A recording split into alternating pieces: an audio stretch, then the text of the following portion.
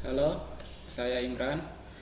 Di sini akan mempresentasikan proposal penelitian yang berjudul Perbandingan Klasifikasi Ketetapan Waktu Kelulusan Mahasiswa Menggunakan Regresi Logistik Biner dan Naval Bayes Classifier. Duluan, latar belakang. Pendidikan merupakan kebutuhan manusia yang sangat penting. Pendidikan mempunyai tugas untuk menyiapkan sumber daya manusia bagi pembangunan bangsa dan negara. Oleh sebab itu, salah satu instansi resmi yang kemudian harus ditempuh oleh seorang dalam menuntut ilmu adalah tingkat universitas, yakni pendidikan tinggi, di mana pendidikan tinggi adalah pendidikan setelah pendidikan menengah yang mencakup program diploma, program sarjana, program magister, program doktor, dan program profesi serta program spesialis yang diselenggarakan oleh perguruan tinggi berdasarkan kebudayaan bangsa Indonesia menurut Undang-Undang Nomor 12 Tahun 2012. Banyak hal yang tentunya akan didapatkan oleh seorang mahasiswa di perguruan tinggi, tidak hanya ilmu-ilmu akademis yang menjadi jurusannya, namun banyak pengalaman yang akan didapatkan, pengalaman-pengalaman di luar dari keakademisannya itu. Untuk memenuhi standar kompetensi kelulusan sebagai seorang sarjana atau S1, maka perlu menempuh studi selama 8 semester atau 4 tahun. Dengan waktu normal itu, diharapkan mahasiswa mampu lulus pada waktu yang tepat. Namun pada realitasnya banyak mahasiswa yang lulus tidak pada waktunya, dan hal ini tentu disebabkan oleh banyak faktor atau banyak hal yang menyebabkan hal ini terjadi. Maka penyebab apa saja yang menyebabkan lama masa studi seorang mahasiswa tersebut, kami akan mencoba menganalisa hal tersebut dengan melakukan pendekatan regresi logistik biner dan Naif Bayes dengan rumusan masalah, yakni ada 4. Pertama, bagaimana gambaran umum dari faktor-faktor yang mendukung ketetapan waktu kelulusan mahasiswa strata 1 atau S1 Universitas Mataram tahun akademik 2020-2021. 2. Mencoba menganalisa bagaimana faktor yang mempengaruhi lama masa studi mahasiswa Universitas Mataram menggunakan regresi logistik biner dan bagaimana klasifikasi kelulusannya. 3. Menentukan bagaimana klasifikasi status kelulusan mahasiswa Universitas Mataram dengan menggunakan metode Naif Bayes Classifier. Keempat, yakni bagaimana perbandingan klasifikasi regresi logistik biner dan Naif Bayes Classifier. Adapun tujuan yang diharapkan dari penelitian ini, yakni pertama, untuk mengetahui bagaimana gambaran umum dari faktor-faktor yang mempengaruhi ketetapan waktu kelulusan mahasiswa S1 Universitas Mataram tahun akademik 2020 atau 2021.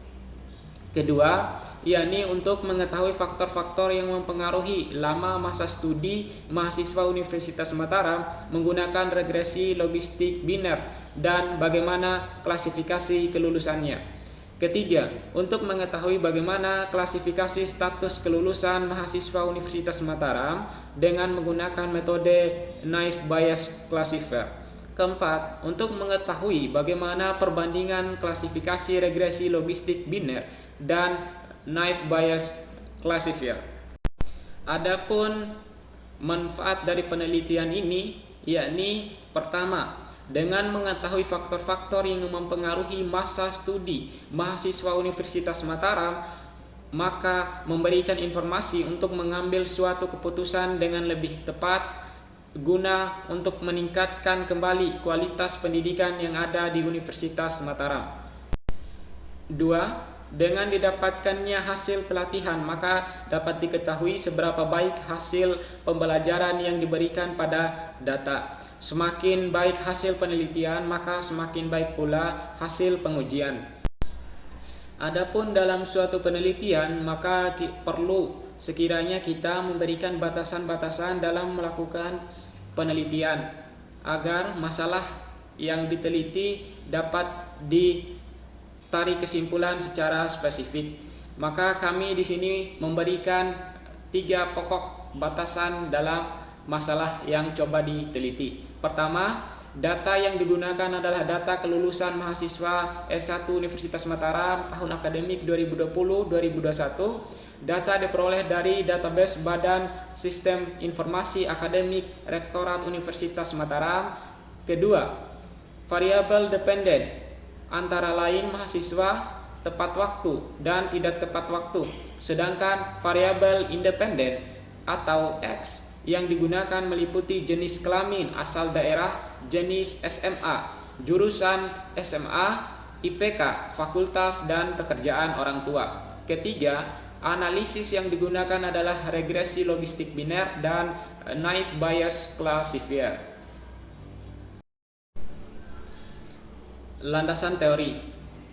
Banyak penelitian sebelumnya yang berkaitan juga dengan regresi logistik biner dan teorema Bayes ini. Namun di sini kami ingin mencoba menganalisa masalah yang ada di Universitas Mataram juga dengan melakukan pendekatan-pendekatan yang serupa. Seperti yang disebutkan di awal bahwa kami ingin melakukan pendekatan metode analisis menggunakan regresi logistik biner dan teorema Bayes, di mana regresi logistik biner adalah suatu metode analisis data yang digunakan untuk mencari hubungan antara variabel respon yang bersifat biner dengan variabel prediktor.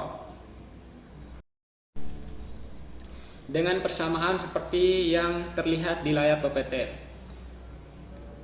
Biasanya variabel respon atau Y terdiri dari 2 kategori, yakni sukses atau gagal, ya atau tidak, dan lain sebagainya. Kadangkala juga dinotasikan dengan Y sama dengan 1 atau sukses, Y sama dengan 0 atau gagal.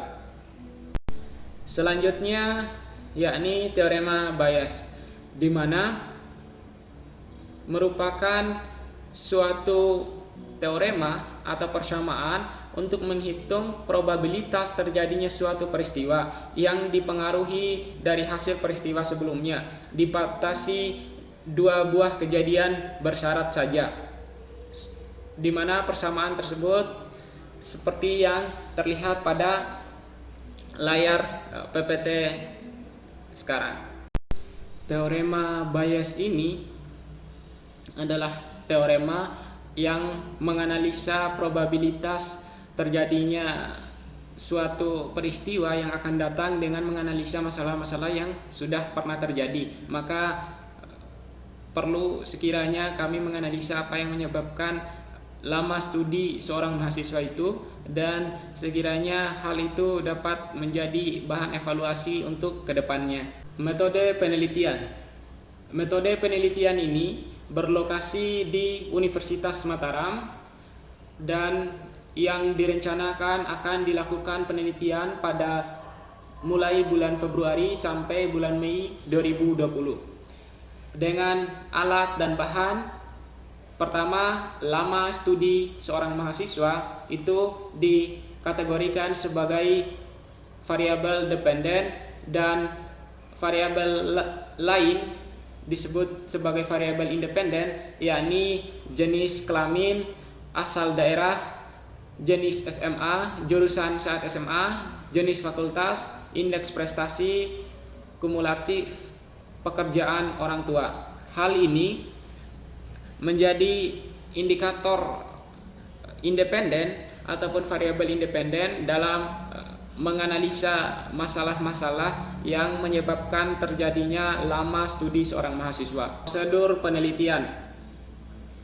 Berikut ini adalah tahapan-tahapan analisis data yang digunakan. Pertama, tahapan analisis data menggunakan analisis regresi logistik biner, yakni dengan melakukan input data training, uji likelihood, uji WALT, uji kesesuaian model, model akhir, input data testing, terakhir ketetapan klasifikasi. Tahapan kedua yakni analisis data menggunakan naive Bayes classifier atau teorema Bayes, di mana langkah yang dilakukan yakni input data training dan data testing, data kategorik, lakukan perhitungan probabilitas SPIOR PY, kemudian data kategorik, hitung probabilitas atribut terhadap masing-masing kelas, hitung perkalian probabilitas dengan probabilitas atribut pada masing-masing kelas. Selanjutnya mencari nilai maksimal dari PY, P X Z membagi Y, ketetapan klasifikasi. Prosedur penelitian. Berikut ini adalah tahapan-tahapan analisis data yang digunakan. Pertama, tahapan analisis data menggunakan analisis regresi logistik biner, yakni dengan melakukan input data training, uji likelihood, uji WALT, uji kesesuaian model, model akhir, input data testing, terakhir ketetapan klasifikasi. Tahapan kedua yakni analisis data menggunakan naive Bayes classifier atau teorema Bayes, di mana langkah yang dilakukan yakni input data training dan data testing, data kategorik, lakukan perhitungan probabilitas SPIOR PY, kemudian data kategorik, hitung probabilitas atribut terhadap masing-masing kelas, hitung perkalian probabilitas dengan probabilitas atribut pada masing-masing kelas. Selanjutnya mencari nilai maksimal dari PY, P X Z membagi Y, ketetapan klasifikasi. Adapun analisis data yang dilakukan yakni pertama, analisis statistik deskriptif, yaitu digunakan untuk mendapatkan gambaran umum dari lama studi mahasiswa berdasarkan karakteristik mahasiswa seperti jenis kelamin, asal daerah, IPK-nya, jenis SMA, lulusan SMA mana, jenis fakultas, serta jenis pekerjaan orang tua. Kedua, yakni dengan cara analisis regresi logistik yang digunakan untuk mengetahui data variabel independen mana saja yang mempengaruhi variabel dependen, yakni lama studi seorang mahasiswa secara signifikan, serta klasifikasi dengan menggunakan regresi logistik digunakan untuk mengetahui tingkat akurasi dan klasifikasi tersebut. Ketiga, klasifikasi dengan menggunakan naive Bayes digunakan untuk mengetahui klasifikasi lama studi mahasiswa serta untuk mengetahui tingkat akurasi dari klasifikasi tersebut. Jadwal penelitian. Adapun jadwal penelitian yang coba direncanakan yang akan diselenggarakan pada tahun 2022 nanti. Pertama, yakni penyusunan proposal yang akan disusun dari bulan 1, 2, sampai 3. Penyusunan instrumen penelitian dari bulan 1, 2, sampai 3 juga. Selanjutnya penelitian pendahuluan dari bulan 2 sampai bulan 3. Penelitian data atau pengumpulan data dilakukan dari bulan 2 sampai dengan bulan 5. Analisis data yang sudah didapatkan dilakukan pada bulan 5. Penulisan draft skripsi dilakukan pada bulan 5 sampai bulan 8. Itu hasil pemaparan proposal penelitian yang kami susun. Lebih dan kurang kami mohon maaf. Terima kasih.